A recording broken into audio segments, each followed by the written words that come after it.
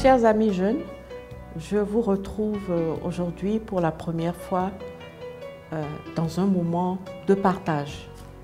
Partage sur qui vous êtes appelé à devenir, ce que vous avez envie de faire, bref, pour vous parler d'avenir.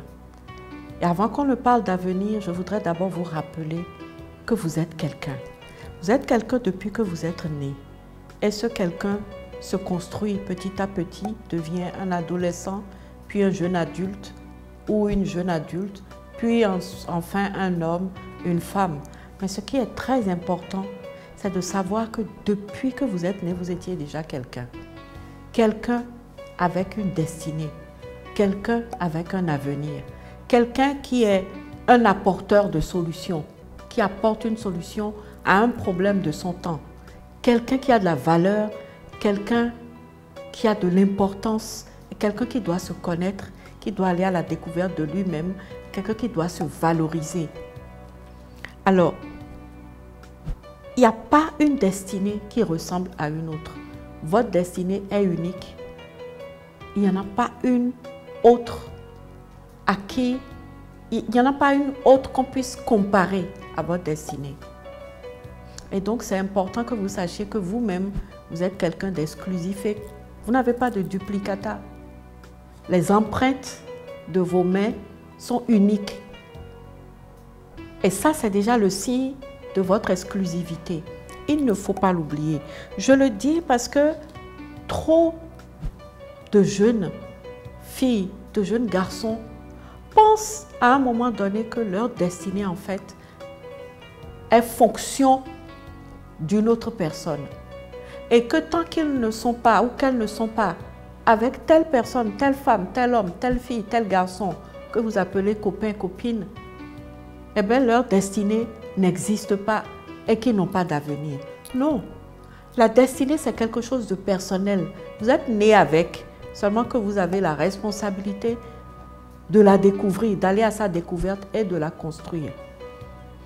Il y a trop d'hommes et trop de femmes qui, en faisant le bilan de leur vie, ont estimé que c'était un échec total pour la simple raison qu'ils ne se sont pas mariés. Ou alors parce qu'à un moment donné, peut-être, ils ont divorcé. Ce n'est pas une malédiction que d'être seul. Et la destinée n'est pas rattachée à une autre personne. Votre destinée est au-dedans de vous-même.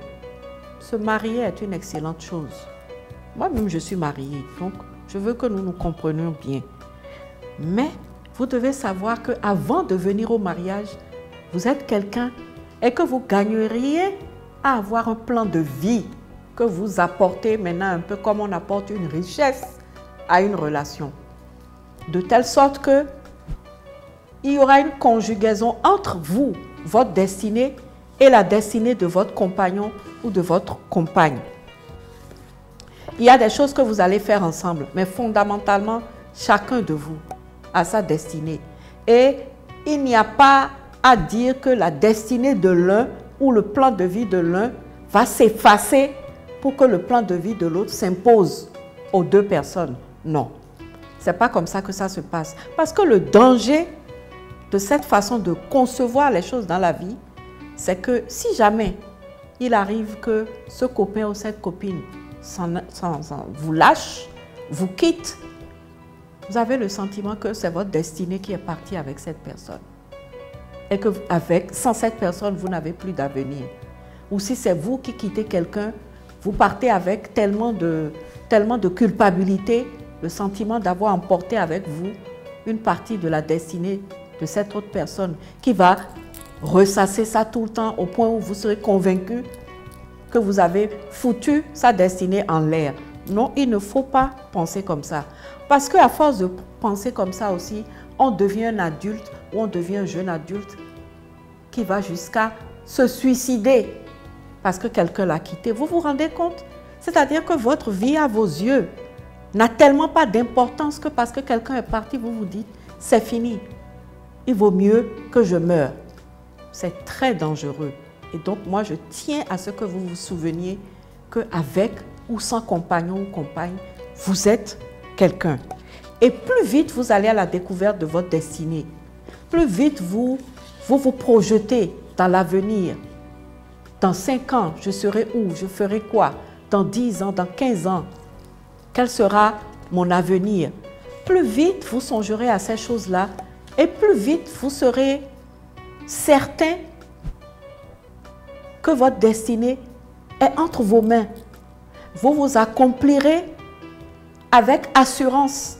Vous aurez une estime de vous telle que si quelqu'un vous quitte, vous vous dites que c'est la personne qui a perdu quelque chose et non le contraire. Parce que trop souvent aussi, particulièrement les filles, je parle surtout aux filles dans ce domaine-là, quand quelqu'un vous quitte, vous vous dites, mon Dieu, j'ai tout perdu. Alors que c'est la personne qui a perdu quelque chose. Parce que vous êtes quelqu'un de valeur. Évidemment, si vous ne connaissez pas votre valeur, vous allez vous cantonner à la valeur que les autres vous donnent.